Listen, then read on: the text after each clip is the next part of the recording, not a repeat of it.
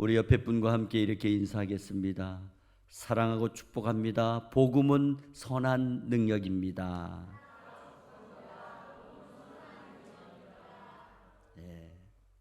오늘 봉독한 말씀을 가지고 복음에 대하여 저항하지 마라. 복음에 대하여 저항하지 마라. 그런 제목으로 함께 은혜를 나누겠습니다. 우리가 예수를 믿으면서도 언제 많이 약해집니까? 항상 대중적으로, 사회적으로 공론화될 때에 우리는 쉽게 약해질 때가 많이 있습니다. 복음은 옛날에도 위협을 받았으며 지금도 위협을 받고 있습니다. 복음이 전해지는 곳에는 항상 두 가지 반응이 나타나게 되어 있습니다. 하나는 긍정의 반응, 또 다른 하나는 부정의 반응이 나타납니다. 먼저 복음이 전해질 때의 긍정적인 반응은 자신의 죄를 회개하고 자복하며 믿음으로 응답하는 반응의 사람입니다. 이 사람은 영적으로 복이 있는 사람입니다. 반면에 부정적인 반응의 사람이 있습니다. 이 사람은 분노와 저항으로 반응하며 대항하는 무리들이 반드시 있습니다. 오늘 저와 여러분이 봉독한 본 말씀을 보게 되면 사도 바울이 에베소 지역에서 복음을 전할 때에 일어났던 큰 소동에 대한 사건을 교훈적으로 설명해 주고 있는 것입니다. 오늘 본문에 나타난 복음에 대한 저항은 큰 소동, 이 사건은 단순한 도시에서 일어났던 소란이 아닙니다. 복음이 에베소 지역에서 세상의 가치관과 우상을 뒤흔들어 놓았을 그때에 일어날 수 있었던 아주 전형적인 복음에 대한 저항의 모습이라고 말할 수 있을 것입니다. 오늘 우리는 본문을 배경으로 과연 복음 앞에서 어떤 바른 태도와 자세를 취해야 할 것인가를 생각하며 복음의 편에 선자가 되어야 된다는 결단을 하는 그런 은혜의 시간이 되기를 간절히 바랍니다. 오늘 본문의 배경은 복음이 전파되는 그곳에 복음으로 인해서 자기들이 어떤 경제적인 위협을 받고 거기에 대하여 대응하면서 자기들의 말로는 안 되기 때문에 무리들에게, 군중들에게 힘을 얻어서 그리고 자기를 합리화시켜서 복음에 대하여 저항하고 있는 그런 모습을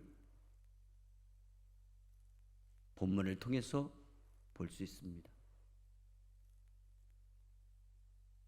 이런 가운데 우리는 분명히 우리의 영적인 지조, 우리의 영적인 정체성, 이것을 통해서 하나님의 역사하심을 보게 되는 그런 은혜가 있기를 간절히 바랍니다.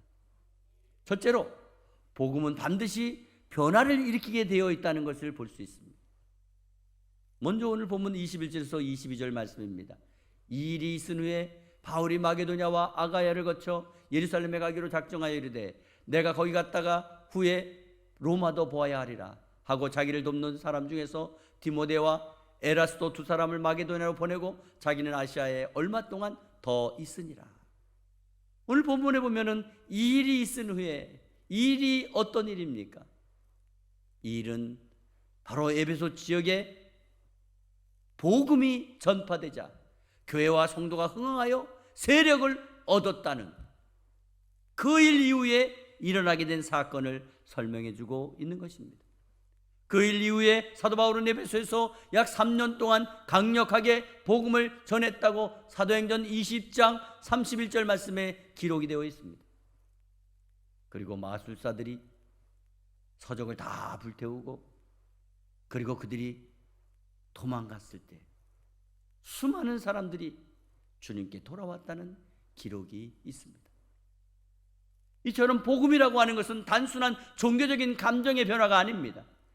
에베소 전 지역 도시 전체의 영적인 구조와 사회적인 구조를 뒤흔들어 놓게 되는 놀라운 능력이 나타났다는 것입니다. 그리고 계속해서 복음은 다음 단계로 나아가게 되는 것을 설명해 주고 있습니다. 그러므로 사도 바울은 마게도냐와 아가야, 예루살렘 그리고 로마까지도 복음을 전하려고 하는 전도 계획을 세워 놓았던 것입니다. 하나님의 나라는 지속적으로 복음이 확장되어야 하며 복음은 멈추지 않는다는 것을 말씀해 주는 것입니다. 복음이 역사하게 되면 개인의 가치관이나 가정의 우선순위와 그리고 사회의 질서까지도 완전히 변화될 수 있다는 것을 보여주고 있는 것입니다. 결국 이러한 놀라운 변화는 다시금 세상으로부터 큰 저항을 불러올 수 있다는 것을 전제로 오늘 본문이 설명해 주고 있는 것입니다. 두 번째로, 복음에 대한 세상의 변화와 함께 저항하는 무리가 일어났습니다. 오늘 본문 23절에 24절 말씀해 보니까 그때쯤 이 도로 말미암아, 여기 이 도가 바로 복음을 얘기하는 거예요. 이 복음으로 말미암아 적지 않은 소동이 있었으니, 즉 메데드리오라 하는 어떤 은장색이 은으로 아데미의 신상 모형을 만들어 직공들에게 적지 않은 벌이를 하게 하더니, 이 메데드리오라고 하는 사람이 은으로 아데미의 신상 모형을 만들었습니다. 그것을 많이 만들었던 거예요. 그리고 그것을 만드는 직공들에게 벌이가 되게 한 거예요. 너희들 이거 만들어봐. 이거만 만들면 돈을 얼마든지 벌 수 있어. 너희들 먹고 사는 문제 다 해결돼.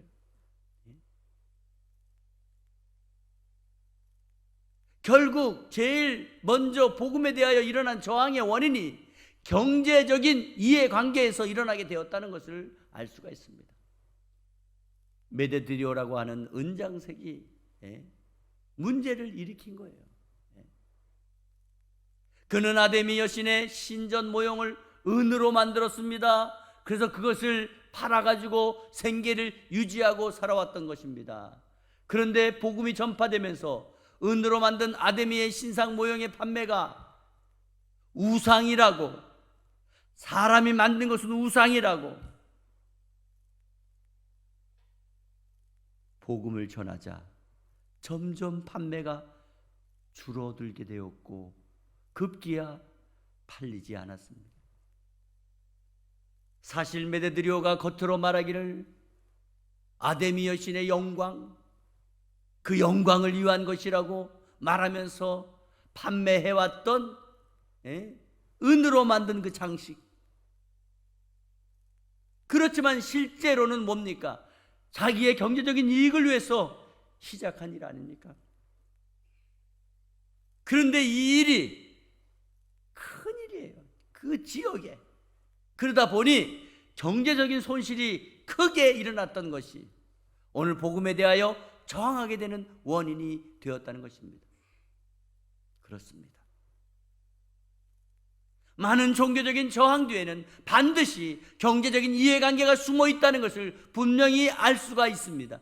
그 이유는 복음이라고 하는 것은 항상 탐욕과 우상의 이익 구조를 무너뜨리기 때문에 거기에 저항하는 편에서 보게 되면 아주 불편한 진실로 여겨지고 있다는 것입니다. 분명히 합당한데도 불구하고 그들은 자기들의 경제적인 손실 때문에 부정하는 거예요. 먹고 사는 문제 때문에 부정하는 거예요. 복음에 대한 저항 방식이 항상 어디에 있습니까? 군중들을 선동시키는 데 있는 겁니다. 문제가 그거예요. 은장색 데메드리오는 사람들의 분노를 자극했습니다. 그리고 소리쳤습니다. 크도다 에베소 사람의 아데미여, 크도다 에베소 사람의 아데미여, 이런 함성을 외치게 하고 선동하는 일에 크게 자극하게 되었던 것입니다. 이러한 함성을 헤쳤던 군중들은 이성을 잃어버리게 되었고 점점점 격렬한 집단 행동으로 나가게 되었던 것입니다. 이렇게 복음에 반대하는 세력들은요, 종종 분노하고 집단적으로 자극하고, 그래서 사람들의 움직임이 거칠어지는 것입니다. 또 복음에 대해 정하는 것의 학사는 혼란과 함께 무시당했다고 생각했던 무리들로 말미암아 아리스다고와 가이오가 붙잡혀가지고 연극장으로 끌려가기까지 되었다는 것입니다.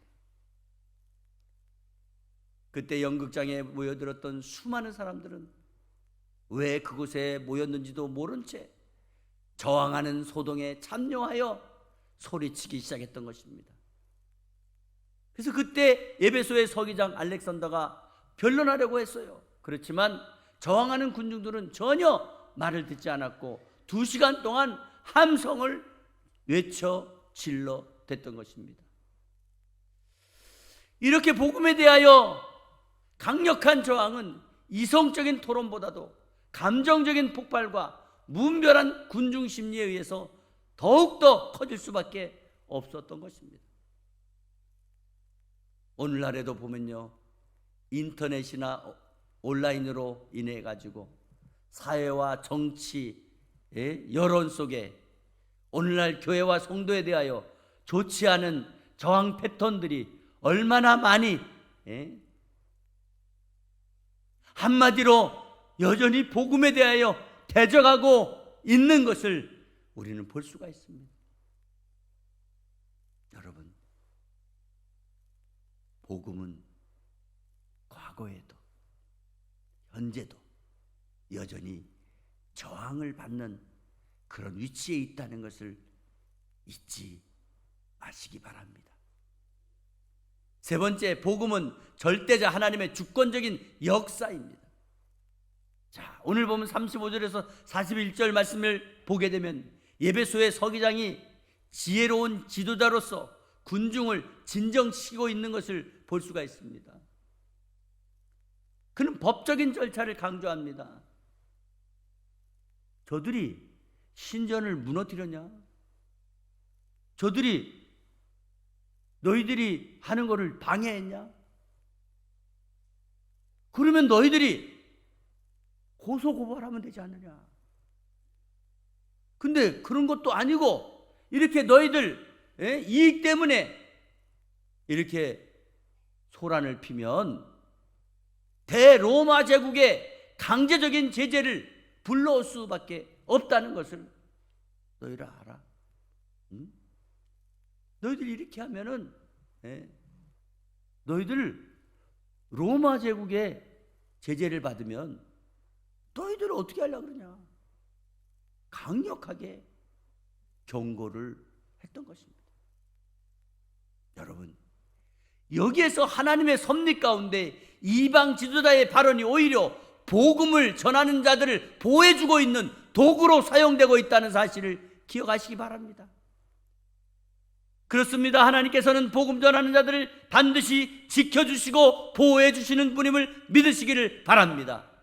그러므로 복음 사역자들은 이 세상의 사건과 소동과 저항 속에서도 하나님의 손에 붙잡혀 있다는 것을 알고 믿으시기를 바랍니다. 결국 주님께서 오시는 그날까지 주님의 방법으로 복음이 전파되는 사명을 감당하는 그런 은혜가 있기를 간절히 바랍니다. 우리가 복음을 전할 때 세상은 여러 방편으로 저항할 수밖에 없는 것입니다. 왜? 여러분, 우리가 예수를 잘 믿고 복음 안에 거하게 되면요, 세상에 경제적으로 손해볼 수 있는 사람이 많아요.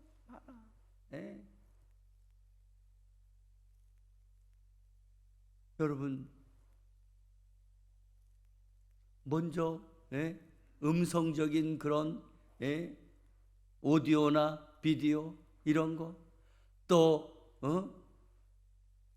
술을 먹거나 담배를 피거나 이런 것들이 사실은 적당하게 하시는 분들은 아무 문제가 없어요. 지나치면. 그런데 그것을 업으로 삼는 사람들은 어떻게 해요? 지나치게 하도록. 결국 방해의 요소가 뭐예요? 복음이에요. 복음. 그렇기 때문에 여러 방편으로 저항할 수밖에 없는 겁니다. 하지만 하나님께서는 결코 복음에 대하여 실패하도록 그냥 내버려 두지 않는다는 것을 믿으시기를 바랍니다. 하나님은요, 어떤 방편으로든지 우리를 도와주셔요. 여러분 그렇잖아요. 우리나라가 일본에 36년 동안 있는 동안에 독립운동하고 김인현 3월 1일 만세운동하고 얼마나 열심히 했어요. 그러나 우리가 할 수 있는 것이 있었어요? 없었어요. 그러나 하나님이 미국을 연합군을 통해서 단번에 우리에게 해방의 기쁨을 주셨잖아요. 믿으시기를 바랍니다. 네 번째로, 그러므로 복음 앞에서 우리가 취해야 할 바른 태도가 있습니다. 우리는 복음 앞에서 취해야 할 바른 태도와 행동이 있다는 것입니다. 그것은 복음을 들었다면 우리는 먼저 회개와 잡아가는 마음으로 응답해야 합니다. 복음이 내 삶의 우상을 드러낼 때에 어떤 변명이나 어떤 저항이 아니라 적극적인 회개와 말씀의 순종이 필요하다는 것입니다. 그리고 경제적으로 혹은 사회적인 손실보다도 복음의 가치를 더 높이 여겨야 되는 것입니다. 때로는 신앙 때문에 손해볼 수 있어요. 억울함 있을 수 있어요. 그렇지만 예수님께서는 이 세상의 모든 것보다 귀하신 메시아이며 구세주입니다. 그분의 낮아지심이 우리의 높아짐이 될 수 있는 거고, 그분의 손해보심이 우리에게 유익이 될 수 있도록 하셨던 분입니다. 그러므로 성도는 복음에 대하여 감정보다 진리로 반응할 수 있어야 됩니다. 이 세상은 좋지 않은 감정을 부추겨서 복음에 대하여 적극 저항하게 만들어가고 있는 것입니다. 그렇지만 우리는 말씀과 성령으로 영적인 일을 바르게 분별함으로 인하여 기도와 말씀에 집중함으로 어떤 상황 속에서도 복음을 지켜내며 복음을 전하는 은혜가 있기를 바랍니다. 우리는 복음 전하는 일에 두려워하지 마시기 바랍니다. 복음이 저항을 받는 것은 복음의 실패가 아닙니다. 오히려 복음이 능력이 있다고 하는 것을 역설적으로 증명하는 결과론적인 것입니다. 한 번은 한 선교사님이 전도를 하는데 어떤 사람을 만나서 이렇게 물었습니다. 당신은 복음을 들어본 적이 있나요? 그러자 그분은 나는 복음을 들어본 적은 없어요. 그렇지만 복음을 보았고 지금 그 복음을 믿고 있습니다. 선교사님은 그 말을 듣자마자 이게 무슨 말인가? 무슨 뜻인가? 물었습니다. 형제님, 그게 무슨 말입니까? 복음을 듣지 않았고 어떻게 복음을 보고 믿는다는 거죠? 그때 그분이 이렇게 말했습니다. 나는 복음을 듣지는 않았습니다. 그러나 복음을 듣고 예수 믿고 변화된 사람을 보았습니다. 그들의 삶이 변화된 걸 보았습니다. 그들이 마치 서로 섬기고 사랑하고 세상의 거친 일들을 거부하기보다는 받아들이고, 그리고 십자가를 바라보며 희생하고, 그리고 섬기는, 그리고 겸손해하는, 그리고 낮아지는, 이웃을 사랑하는 그런 변화된 모습을 보았습니다. 반면에 복음을 믿지 않고 예수 믿는 것을 방해하고 저항하다가 비참하게 되는 사람도 보았습니다. 나는 복음에 대하여 듣지 못했으나 복음의 능력, 선한 능력을 보고 예수 믿게 된 사람입니다. 그렇습니다. 복음은 신비한 것입니다. 복음은 놀라운 변화와 능력이 나타나는 것입니다. 그래서 복음을 받아들이는 사람은 복을 받게 되는 것이고 은혜를 받게 되는 것이고 삶이 변화되는 것이고 복음에 저항하는 사람은 하나님으로부터 특별한 그리고 하나님의 다루심을 받게 되는 것입니다. 결론으로 말씀을 드립니다.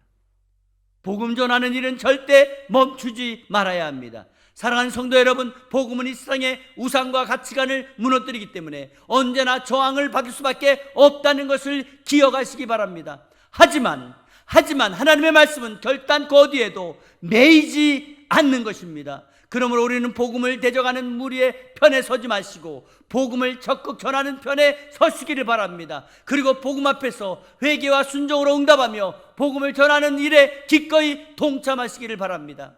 이 세상은 시대와 환경과 저항에 따라 얼마든지 변할 수 있습니다. 그렇지만 복음은 영원히 변하지 않는 것입니다. 오늘 우리는 이 말씀 앞에서 우리 모두가 복음 편에 선 사람, 복음 편에 선 사람이 되어 복음에 대하여 저항한 사람들을 하나님께서 어떻게 다루어 가시는가를 확실하게 볼 수 있게 되기를 바랍니다. 그리고 복음 편에 선 사람들이 진정한 복음의 승자로서 하나님께 큰 영광을 돌리고 삶의 승자로 세상을 이기며 살아가는 놀라운 축복이 저와 여러분의 삶에 나타나기를 주 예수 그리스도의 이름으로 축원합니다. 살아계신 만군의 여호와 하나님, 역사의 주인 되신 하나님, 감사드립니다. 오늘 영원한 생명의 복음을 우리가 믿을 수 있게 하시니 감사합니다. 그러나 이 세상은 결코 복음 앞에서 저항하고 대항하고 경제적인 손해 때문에 우리를 핍박하고 무리가 되어 저항할 때가 많이 있습니다.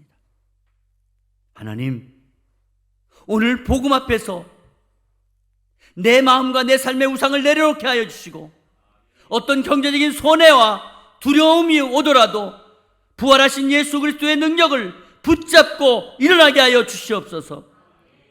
복음을 전할 때 어떤 저항에도 굴복하지 않게 하시고 하나님의 영광을 위해 끝까지 복음의 편에 서서 달려가게 하여 주시옵소서.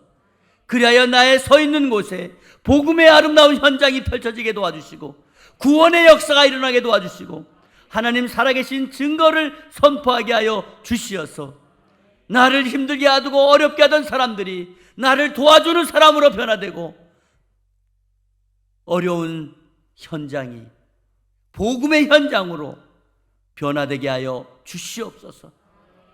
오늘도 우리의 가정과 일터와 사업과 자녀들에게 은혜를 주시고 여전히 복음으로 엮어진 우리의 믿음의 형태가 반드시 하나님의 능력과 권능을 나타내는 선한 능력이 되게 하여 주시옵소서.